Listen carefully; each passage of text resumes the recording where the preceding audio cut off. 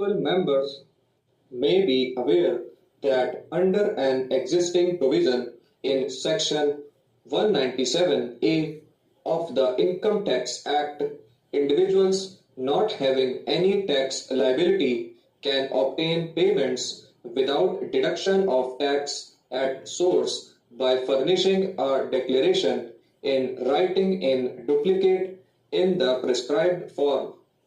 I am directing the Income Tax Department to give wide publicity to this provision and make the requisite forms available at the bank counters.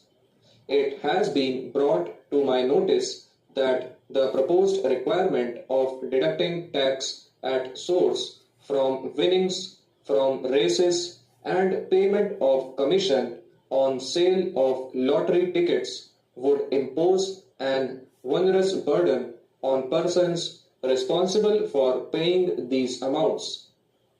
With a view to mitigating this hardship, I propose to provide for a threshold limit of Rs 2500 for deducting tax at source from winnings from horse races.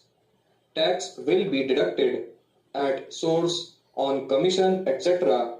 on sale of lottery tickets only if the payment at any time exceeds Rs 1000. I also propose to make a clarificatory amendment to Section 32 of the Income Tax Act relating to deduction for depreciation in computing business profits for tax purposes. Under the proposed amendment, no depreciation will be allowed in respect of any plant and machinery, the cost of which gets amortized in one or more years under any other provision of the Income Tax Act. The bill contains a proposal to amend Section 273A of the Income Tax Act and Section 18B of the Wealth Tax Act to provide one more opportunity for disclosing unaccounted income and wealth. Honorable members would agree that this facility should not be open-ended. I therefore propose to provide that it will be available only up to 31st March 2002.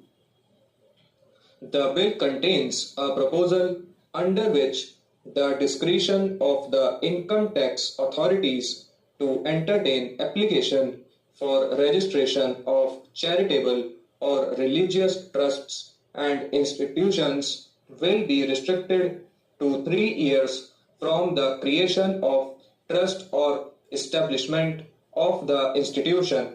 It has been pointed out that this proposal may prove to be harsh, particularly for trusts and institutions in remote areas who might not be fully informed about the intricacies of tax laws and procedures. I therefore propose to provide that a trust or an institution may apply for registration at any time. However, an application made after the expiry of 1 year from the date of its creation or establishment will relate back to the date of such creation or establishment only if the delay beyond the initial 1 year is for valid reasons.